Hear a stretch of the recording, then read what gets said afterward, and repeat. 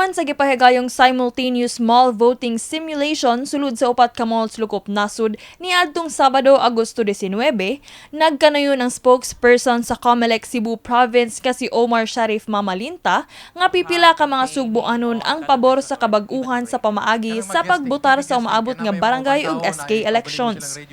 Several voters who participated in the activity, and some of them said that ganahan sila sa mall tungod kay bugnaw. Others said it's accessible, and ang uban po ningon nga dali ra kaayo di tagot mon kay naa diha dayon ang mga palitunon nga sa sulod sa mall. So those are just some of the comments made by our voters who were there in the conduct of the activity. Dugang paniya nga aduna nay 12 ka malls ang nagpakita og suporta mahitungod niini ug kun gani magmalampuson man planong ipadayon sa COMELEC ang mall voting hangtod sa 2025 national elections.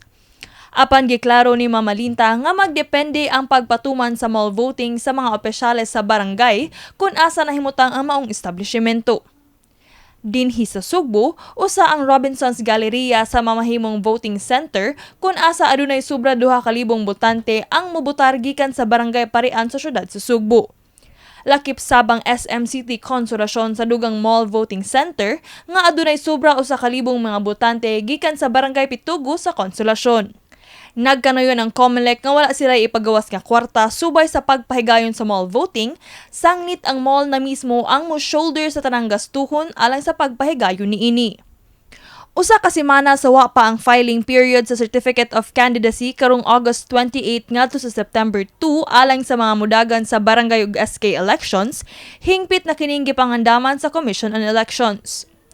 Gipahinumduman ni Mamalinta ang mga ginadili buhaton sa mga kandidato sulod sa 10-day campaign period sugod October 19 hangtod 28, lakip na ang pagsunod sa gidakon sa mga campaign materials ug paggasto sa mga kandidato kung unsa lamang ang gitugutan sa balaod nga 5 pesos matag botante.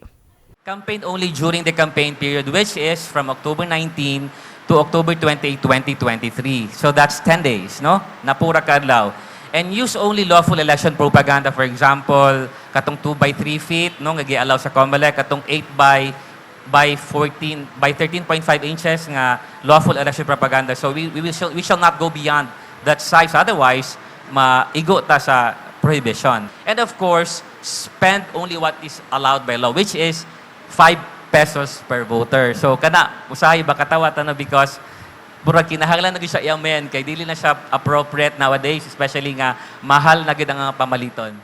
Sigun sab niya nga sa umaabot nga filing period sa COC nga ang mga aspiring candidate lamang ang mosulod sa opisina aron malikayan ang gubot.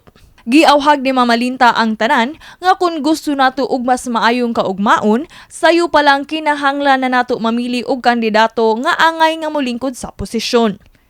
Kini si Queenie Holigon alang sa MyTV Cebu.